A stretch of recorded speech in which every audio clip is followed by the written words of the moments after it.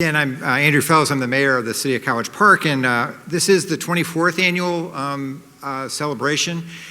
Just a quick preview of the fact that this next year will be the 25th, a quarter century of tributes in this great city for Dr. King. But first I want to introduce to you for Invocation, William Aiken.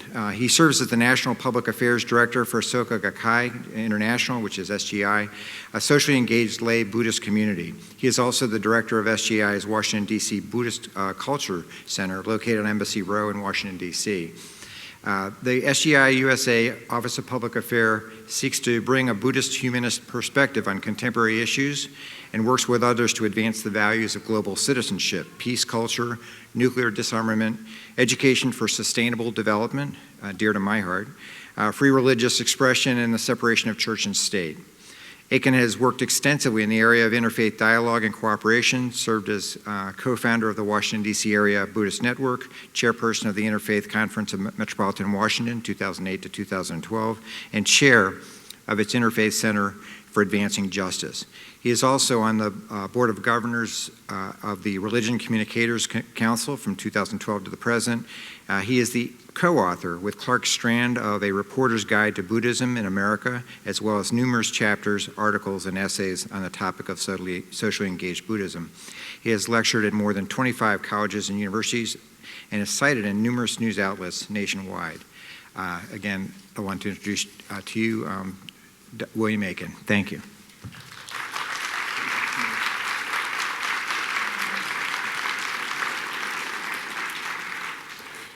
Good afternoon. I'm really honored to be here with you here in College Park and to share an invocation. And in some ways, I don't feel quite up to the task. I don't have the chops for a real good gospel invocation. So I'll share a Buddhist reflection instead. There's a Buddhist teaching that tells the story of a bodhisattva. His name was never disparaging or never disrespecting. And he saw a wonderful potential in every person he met. No matter how arrogant or how base that person was, he would greet them by putting his hands together, bowing to them and saying, "I deeply respect you. I could never disparage you. You are certain to become a Buddha." For this, he was slandered, he was misunderstood, and he was attacked. But he never wavered on this path, and over time, he completely transformed his humble life, and he became a great Buddha, and he led countless number of people to happiness, to enlightenment. This is a Buddhist story, but at its heart, it's really a human story. It's about faith, it's about love, and it's about the promise of human dignity. Today, we give thanks for the life of Martin Luther King Jr., who over the course of his too short life saw and showed us the power of love and dignity combined with an unyielding resolve to creatively challenge injustice through nonviolence.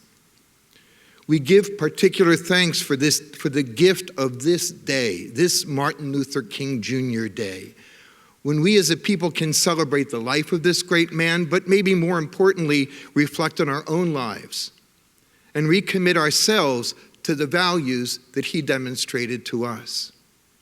Today, just as in 1965, we need that courage, that forbearance, that faith, that unyielding resolve, and that compassionate and creative insistence on nonviolence that Dr. King showed us.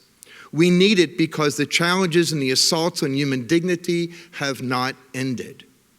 And today, the protagonists of the struggle are not Dr. King and the heroic civil rights marchers of Birmingham and Selma. The protagonists are each and every one of us.